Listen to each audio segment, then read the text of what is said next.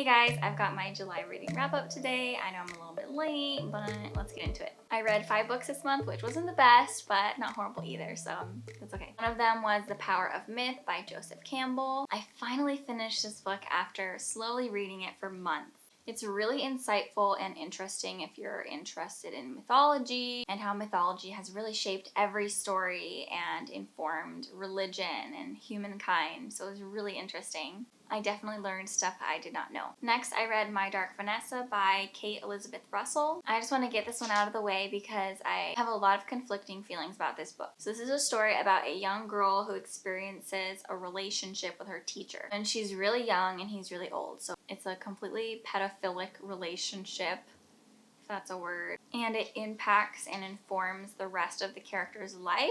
Understandably. Parts of it were very moving and somewhat devastating, and the story itself was compelling, but I personally felt that the author was romanticizing the abusive pedophilic relationship too much. So the book as a whole seemed to be kind of an attempt to be a commentary on the problematic sexualization of minors, particularly teenage girls, in fiction, literature, media, and just in society, which of course you cannot read without comparing it to Lolita. So the main character in this book, she holds on to the fact that she doesn't think she was abused, which is understandable, but then she shames the other victims, and all of this is understandable. I was just waiting for the character to reach that moment of growth where she had a realization that what she experienced was not okay. And I don't feel like we got that.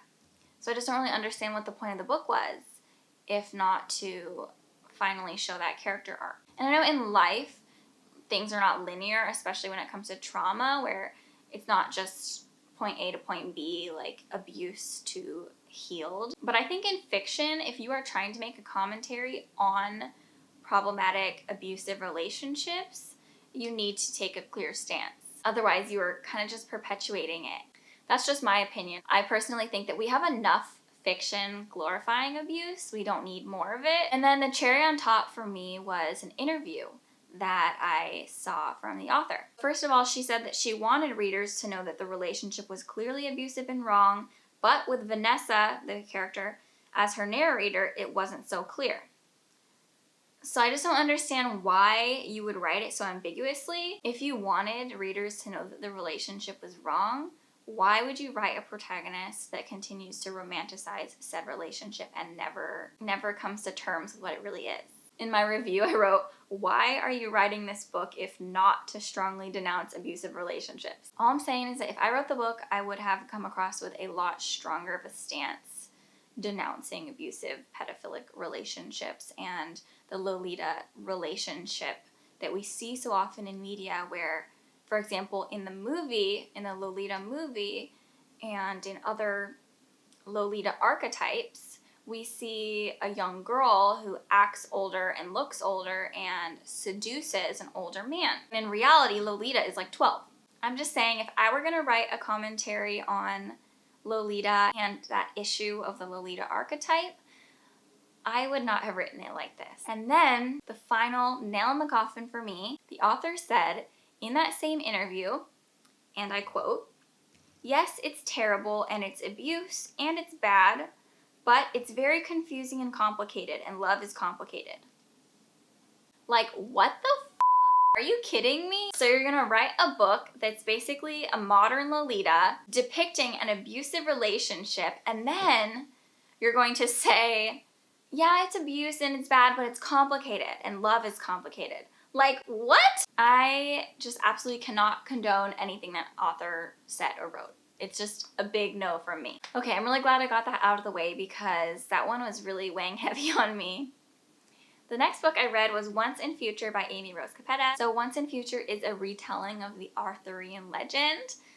So if you know King Arthur and Merlin and Guinevere and all those characters. But in this retelling, Arthur is now a girl named Ari. The setting takes place really far in the future where gender and sexuality isn't a big deal. So there are characters that are gay, pan, bi, ace, non-binary, and it's a really great read. The book is kind of a mixture of these quirky comedic moments paired with these heart-wrenching moments, at least to me. So I would definitely recommend this one. Finally, I read Crown of Feathers and Heart of Flames. So Crown of Feathers is the first book, Heart of Flames is a sequel. It's about Phoenix Riders and two young women in particular, Veronica and her sister Val. So Veronica is basically betrayed by Val and she needs a phoenix to ride and she wants to join this group of Phoenix Riders, but they're all men. So she pretends to be a boy and she basically works as like a stable boy. But she starts to develop this friendship with the son of the commander, I think it is, the commander, governor, whatever, Tristan. And they start to form this really strong bond. So I think my favorite aspect of the book, or both books, was the relationship between Tristan and Veronica. Just thought it was very sweet and I enjoyed that there were no love triangles and I felt like their relationship was given time to develop. I liked some of the world building as well, and towards the middle of the first book is when it really started to pick up for me.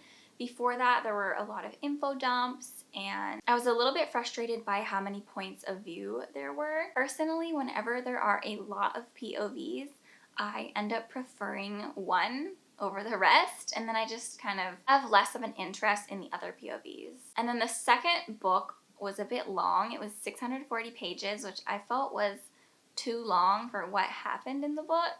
But there was a big cliffhanger at the end. So I'm not sure if I will pick up the third one when it comes out, but I'll let you guys know if I do. So that is everything I read in July. So I will see you guys in my next video, and hopefully this upcoming month is a better reading month. All right, I will see you guys next time.